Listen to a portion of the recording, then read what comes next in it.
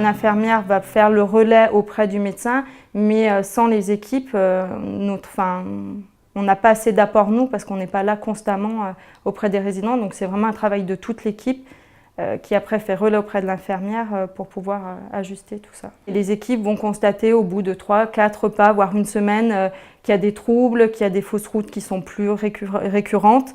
Et du coup, on va ajuster à ce moment-là. Ils vont nous interpeller, nous on va discuter avec le médecin. On peut refaire le point aussi en réunion d'équipe tous les jeudis. Et à ce moment-là, on essaye de voir ce qui est le mieux, si on peut changer la texture, si on peut voir si un bilan orthophoniste va nous aider dans la prise alimentaire, si c'est juste une question de texture, une question des fois de posture aussi lors des repas. On peut réajuster au fur et à mesure, voir avec le médecin au niveau des prises de sang, albumine, préalbumine, si au niveau des protéines on est bon, si on peut donner des compléments alimentaires. Au niveau de troubles de la déglutition, du coup on va différencier ceux qui vont être en texture, ce qu'on appelle normale, ceux qui peuvent être en viande hachée, qui vont être en mixé au niveau des fruits et des crudités, et puis on aura aussi des résidents qui seront en texture toute mixée, toute lisse.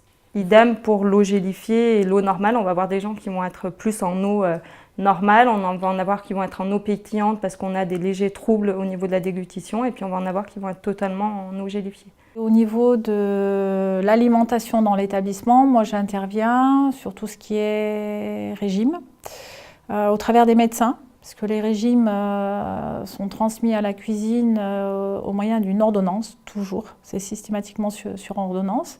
Donc il y a la date à laquelle ça a été demandé. Et puis ça c'est plutôt dans le cadre de la santé générale. Donc pour quelqu'un qui a du diabète, quelqu'un qui est obèse ou quelqu'un qui a du cholestérol par exemple, il va avoir un régime adapté qui est prescrit par le médecin. Donc voilà. Pour cette partie-là, sinon sur des choses plus ponctuelles, c'est par exemple suite à une chirurgie. Quelqu'un à qui on va arracher, un résident à qui on va arracher plusieurs dents, a besoin d'un régime dans les suites de cette intervention. Et donc là, par contre, c'est plus du direct. J'appelle la cuisine et je leur signale, je les informe qu'il y a une personne qui a besoin d'un régime de façon ponctuelle.